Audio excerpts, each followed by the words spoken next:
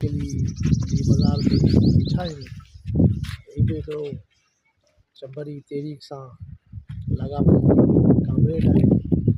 हिन बि सॼी ज़िंदगी जोगिन वांगुरु झर झंग सिंधारी कमेटी जो पैगाम पहुचायो आहे।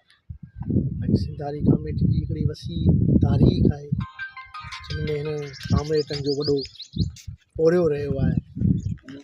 उनमें दादा अली बख्श ऐं comrade Ahmad, comrade Usman, comrade Ali Mohammad ऐं comrade photo मुस्तफ़ानी, comrade Ahmad Khan लिगारी, comrade Lukman लिगारी ऐं उन सां गॾु सॼी तारीख़ भरी पई आहे। ऐं उहा तारीख़ आहे जेका हींअर बि हिननि कामरेडनि जी सिंध खे सख़्तु ज़रूरत आहे। जीअं सूरत हाल में सिंध में सूबनि जूं ॻाल्हियूं थियनि पियूं ऐं तकरारी केनाल जेकी आहे सो जलालपुर जहिड़ा ख़तरनाक मेगा प्रोजेक्ट जेके पंजाब साम्राज मुसलसल धाड़ो हणी वेठी आहे, तालीम ते धाड़ो आहे।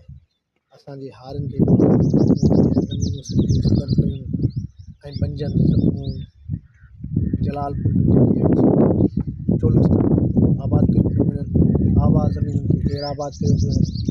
हिन सभिनी साज़िशुनि जे लाइ असां सिंध में दोस्तनि सां पंहिंजी हमदर्दनि सां सिंध जे माण्हुनि सां वाण वस्ती पैगाम खणी निकिता आहियूं त ख़ुदारा अची वियो आहे वक़्तु सिंध ते ॾुखियो। बाबा सिंध हैदर बुलंद ते पहिरीं पंहिंजा लफ़्ज़ चया कि पैगाम ॾिनो सिंधियो सिंध जा मालिकी जा हक़ूक़ वठिजो। ऐं हाणे उहे साम्हूं अची मालिकी वक़्तु अची वियो आहे वठण जे लाइ। उन में सिंध जूं ज़मीनूं कारपोरेट फार्मिंग 26-27 आहिनि तरमियूं जो त हिननि हुकुमराननि असां खां रेफरेंडम न करायो, पाण आणे छॾियऊं। हाणे चवनि था असां सिंध सूबे जे लाइ रेफरेंडम आणींदासीं। तव्हां सिंध खे ॾिनो छा आहे? सिंध खे तव्हां लाशूं ॾिनियूं आहिनि, सिंध जी हक़ घुरण वारनि खे तव्हां जेलुनि में विधो आहे। जेके सिंध जी धरती जी ॻाल्हि कनि था उन्हनि ते पूरियूं FIR कोन्हे, जेलुनि में विझनि था।